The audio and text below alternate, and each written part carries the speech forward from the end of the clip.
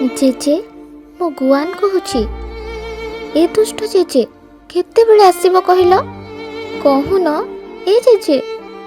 ମୁଁ ସମସ୍ତଙ୍କୁ କହୁଛି ମୋତେ ମୋ ଜେଜେବାପା ପାଖକୁ ନେଇଯାଅ, ହେଲେ ମୋତେ କେହି ନେଉନାହାନ୍ତି। ମାମା ତ ମୋ କଥା ଜମା ଶୁଣୁନି, ଆଉ ବାବା ବି ତ ଘରେ ନାହାନ୍ତି। ମୁଁ କାହାକୁ କହିବି କହିଲ?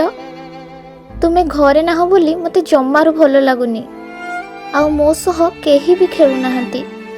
ମୋତେ ଭଲ ଲାଗୁନି ଜେଜେ, ମୋତେ ଭାରି ଏକା ଲାଗୁଛି।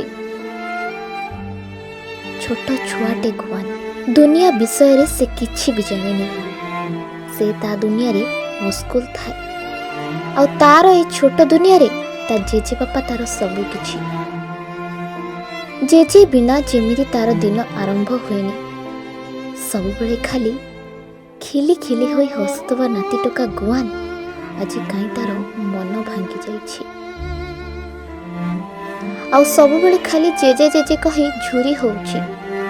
ନା ଗଣ୍ଡେ ସେ ଭଲ ଖାଉଛି, ନା ଠିକ ସେ ଶୋଉଛି। ଦର୍ଶକ ବନ୍ଧୁ, ଏମିତି କିଛି ଭାବି ଭାବି କାନ୍ଦୁଛି ନାତି ଟୋକା ଗୁଆନ। ଓଡ଼ିଶାର ଭେଟରାନ ଅଭିନେତା ଉତ୍ତମ ମହାନ୍ତି ଲିଭର ସିରୋସିସ୍ ରୋଗରେ ପୀଡ଼ିତ ହୋଇ ଦିଲ୍ଲୀର ମେଦାନ୍ତ ହସ୍ପିଟାଲରେ ଚିକିତ୍ସା ହେଉଛନ୍ତି। ଆଉ ଏ ସବୁ କିଛିକୁ ନେଇ ଏବେ ଚିନ୍ତାରେ ପୁରା ପରିବାର। ଘର ଲୋକଙ୍କ ଏପରି ଅବସ୍ଥା ଦେଖି କିଛି ବି ବୁଝିପାରୁନି ନାତି ଟୋକା ଗୁଆନ, ଆଉ ଖାଲି ଜେଜେ ଜେଜେ କହି ଲୁହ ଗଡ଼ାଉଛି। ହଁ ଦର୍ଶକ ବନ୍ଧୁ, ଅଭିନେତା ଉତ୍ତମ ମହାନ୍ତିଙ୍କ ସ୍ୱାସ୍ଥ୍ୟ ଅବସ୍ଥାକୁ ନେଇ ଓଡ଼ିଶାରେ ଯେମିତି ଚହଳ ପଡ଼ିଯାଇଛି। ସେ ବର୍ତ୍ତମାନ ଲିଭରସିସ୍ ରୋଗରେ ପୀଡ଼ିତ।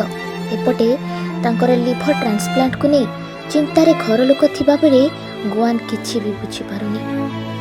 କିନ୍ତୁ ଲୋକେ କହୁଛନ୍ତି ଜେଜେ ବିନା ଯେମିତି ନାତି ପୁରା ଝାଉଁଳି ପଡ଼ିଛି। Bureau report, republic Odia.